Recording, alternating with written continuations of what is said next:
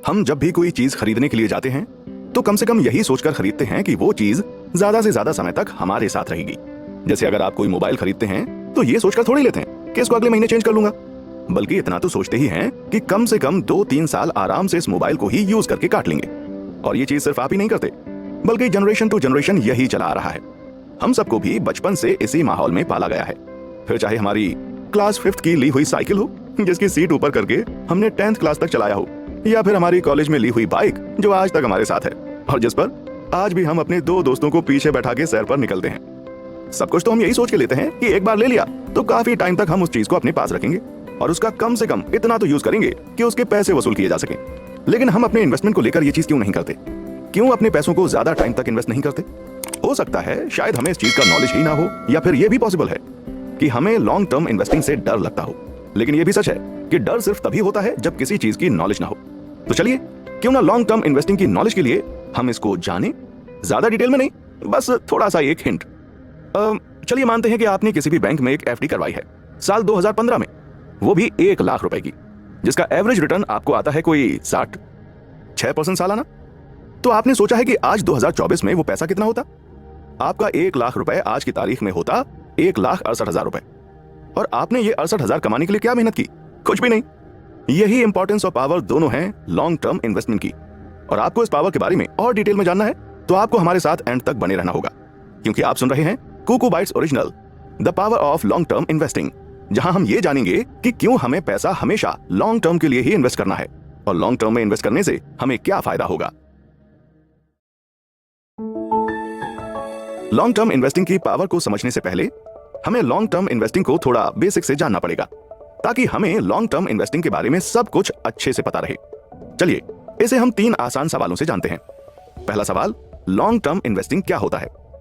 जब कोई इंसान या कोई कंपनी किसी भी एसेट को 3 या उससे ज्यादा साल के लिए होल्ड करता है, यानी कि अपने पास रखता है, तो उसे हम एक लॉन्ग टर्म इन्वेस्टमेंट कहते हैं। अब ये एसेट्स कुछ भी हो सकते हैं, जैसे किसी कंपनी के शेयर या कोई जमीन या फिर कोई बहुत ज्यादा कीमती मेटल जैसे सोना या चांदी। दूसरा सवाल, लॉन्ग टर्म इन्वेस्टिंग का टाइम फ्रेम क्या होता है? लॉन्ग टर्म इन्वेस्टिंग का टाइम फ्रेम हर इन्वेस्टमेंट प्रोडक्ट के हिसाब से अलग अलग होता है। जैसे अगर आप किसी कंपनी के शेयर में इन्वेस्ट कर रहे हैं तो आपको कम से कम 7 से 8 साल के लिए उसे होल्ड करना होगा। अगर आप किसी रियल एस्टेट के प्रोडक्ट में इन्वेस्ट कर रहे हैं तो कम से कम आपको 10 से 15 साल के लिए उस प्रोडक्ट को होल्ड करना ही पड़ता है। और अगर आप किसी बैंक में एफडी या आरडी करवा रहे हैं तो अक्सर 5 साल के लिए तो मिनिमम करवाते ही हैं। अगर हम बात करें मेटल में इन्वेस्ट करने की, तो अक्सर यही देखा गया है कि जब तक हमारी फैमिली फाइनेंशियली किसी बुरे दौर से ना गुजर रही हो तब तक वो अपने कीमती गहने या सोना चांदी नहीं बेचते हैं। तो मेटल्स का टाइम फ्रेम जिंदगी भर के लिए ही मान सकते हैं। तीसरा सवाल, लोग लॉन्ग टर्म इन्वेस्टिंग क्यों करते हैं? इस क्यों का कारण हम अगले एपिसोड में बहुत ही डिटेल में जानेंगे, लेकिन अभी आपको लॉन्ग टर्म इन्वेस्टिंग में थोड़ा सा विश्वास दिलाने के लिए एक कारण जरूर डिस्कस कर लेते हैं।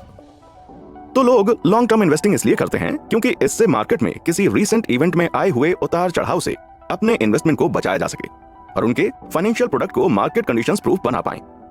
अगर इसको एक रीसेंट एग्जांपल से समझें तो 2020 में कोरोना के कारण बहुत ही छोटे टाइम पीरियड के लिए गोल्ड का प्राइस बहुत ही कम हो गया था। 2020 और 2021 में गोल्ड के प्राइस में ज्यादा अंतर नहीं था और आज के टाइम में वही गोल्ड 68,080 रुपए पर 10 ग्राम की वैल्यू पर है।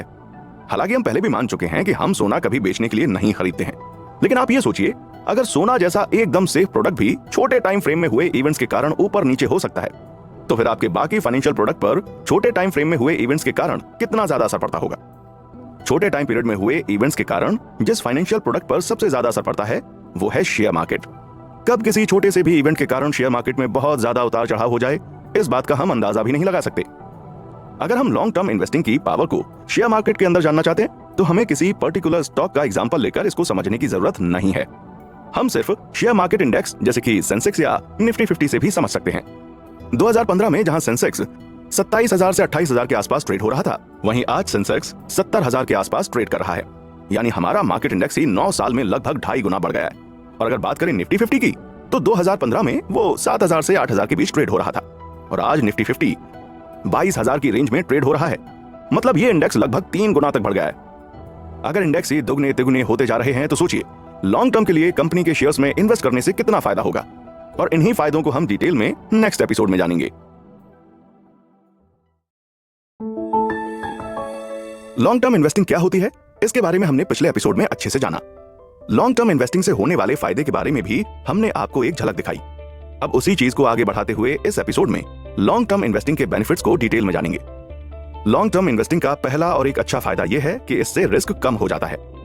जैसा कि हम सबको पता है, शेयर मार्केट बहुत ज्यादा रिस्क से जुड़ी हुई रहती है, पर यह रिस्क शॉर्ट टर्म में बहुत ज्यादा और लॉन्ग टर्म में कम होता है, क्योंकि लॉन्ग टर्म में किसी भी कंपनी के शेयर प्राइस मार्केट फ्लक्चुएशंस को ओवरकम कर लेते हैं। लॉन्ग टर्म इन्वेस्टिंग का दूसरा फायदा है टैक्स बेनिफिट। अब आप शेयर मार्केट से जो कुछ भी कमाते हैं उस पर आपको टैक्स देना पड़ता है। अगर आप बहुत ज्यादा ट्रेड करते हैं तो आप पर शॉर्ट टर्म गेन्स का टैक्स बहुत ज्यादा लगेगा। लॉस भी हुआ तो कुछ ना कुछ शॉर्ट टर्म चार्जेस आप पर लगेंगे। पर अगर आप लॉन्ग टर्म इन्वेस्टिंग करते हैं तो आप शॉर्ट टर्म चार्जेस से बच जाएंगे और इसके साथ साथ आपका टैक्स भी कम लगेगा। इसका अंदाजा आप इस बात से लगा सकते हैं कि शॉर्ट टर्म में रुपए के प्रॉफिट पर भी टैक्स देना होता है, तो वहीं लॉन्ग टर्म में 1 लाख रुपए के प्रॉफिट पर भी कोई टैक्स लागू नहीं होता। लॉन्ग टर्म इन्वेस्टिंग का तीसरा और सबसे बड़ा फायदा है कंपाउंडिंग इंटरेस्ट का।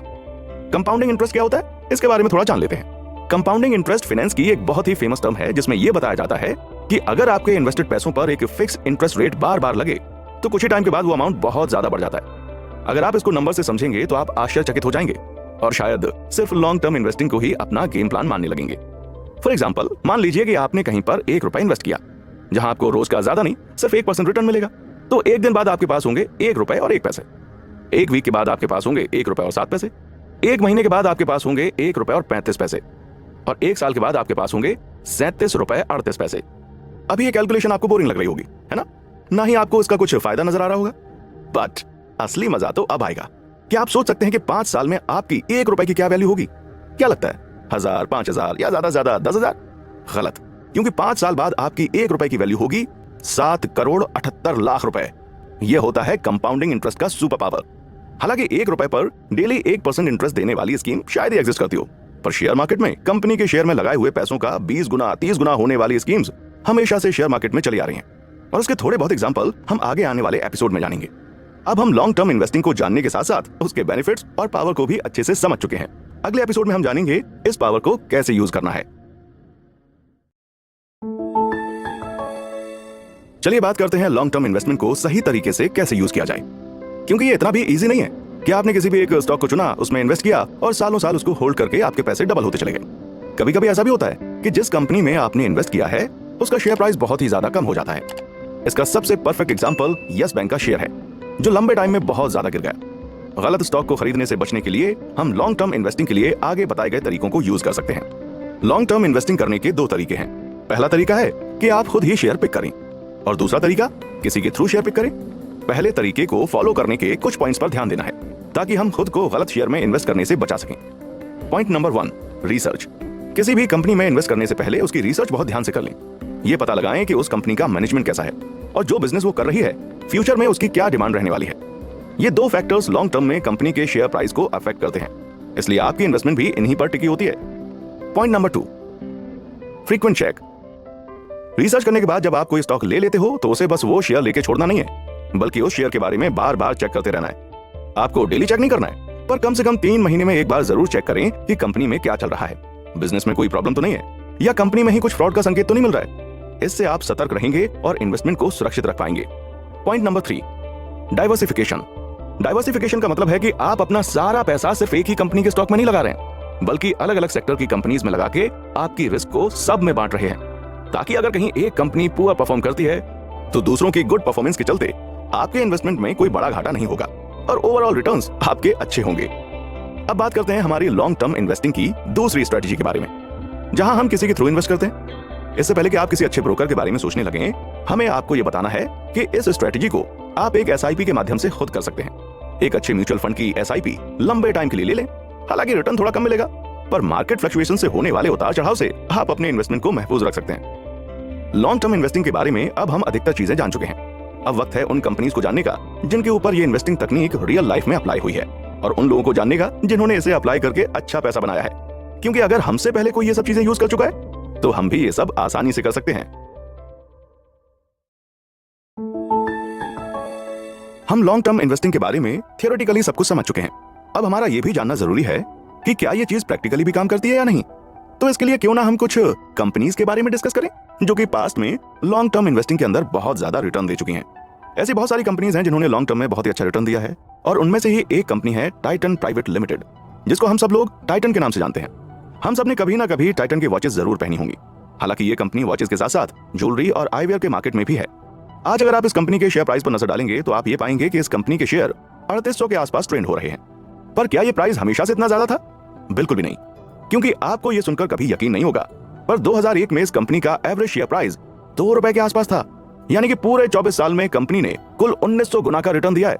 मतलब अगर आपने उस टाइम टाइटन के शेयर में 10,000 रुपए इन्वेस्ट किए होते तो आज वो पैसे लगभग 2 करोड़ रुपए हो चुके होते। यकीन नहीं होता ना? अभी आप में से कुछ लोग सोच रहे होंगे कि 2001 बहुत पुरानी बात है भाई, तब तो हम में से काफी लोगों को शेयर मार्केट कुछ होता भी है ये भी नहीं पता था। तो ठीक है, क्यों ना हम रीसेंट की बात कर लें। चलिए 2015 की बात करते हैं। उस टाइम पर हमारे में से अधिकतर लोगों को शेयर मार्केट का अंदाजा तो था ही। तो 2015 में टाइटन का एवरेज शेयर प्राइस था 346 रुपए, और जैसा कि हमें पता है अभी टाइटन का शेयर प्राइस 3800 रुपए के आसपास चल रहा है। यानी कि आपको अभी तक 10 गुना से ज्यादा का रिटर्न मिल चुका होता। और अगर हम इसको नंबर की टर्म में समझें तो आपके 10,000 रुपए 2024 में 1,10,000 रुपए हो चुके होते। अगर आपको यह भी आंकड़ा कम लग रहा है तो हम आपको यह बताना चाहेंगे कि आपको यही रिटर्न एफडी में पाने में लगभग 40 से 42 साल लगते, यानी कि हमारी आधी से ज्यादा जिंदगी। चलिए अब हम ये तो जान ही चुके हैं कि कंपनीज के शेयर प्राइस लॉन्ग रन में अच्छा रिटर्न देते हैं, लेकिन अभी एक बहुत बड़ा क्वेश्चन हम सबके माइंड में जरूर आ रहा होगा कि क्या कोई इस रिटर्न को कमा पाया है या नहीं। क्योंकि आज 2024 में बैठकर 2015 के प्राइस को कंपेयर करना आसान है, बट 2015 से 2024 से शेयर्स को शेयर मार्केट के उतार चढ़ाव में होल्ड करना बहुत ही मुश्किल है।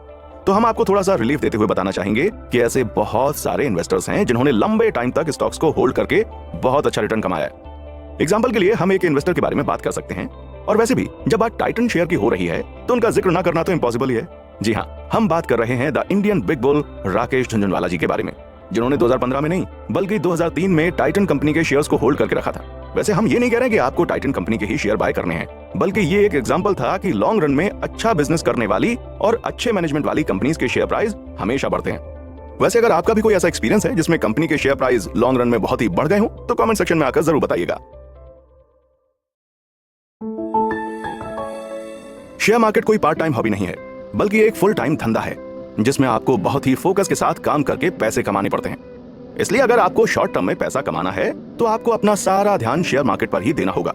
और ऐसा तभी हो सकता है जब आप शेयर मार्केट को फुल टाइम बिजनेस ही समझें। और अगर आप शेयर मार्केट पर फुल टाइम ध्यान नहीं दे सकते हैं तो आपके लिए बेस्ट ऑप्शन ये है कि आप थोड़ा बहुत रिसर्च करके लॉन्ग टर्म इन्वेस्टिंग कर सकते हैं, और आराम से जब टाइम मिले तब आपके लिए हुए शेयर्स को चेक करके उसकी सारी जानकारी जुटा सकते हैं। और सबसे बड़ी बात, लॉन्ग टर्म इन्वेस्टिंग के कारण आप शेयर मार्केट से होने वाले मेंटल प्रेशर से भी बच सकते हैं। अगर आपको यह वीडियो पसंद आई हो तो चैनल को सब्सक्राइब करना न भूलें। साथ ही वीडियो को लाइक और शेयर करके अपने दोस्तों तक जरूर पहुंचाएं।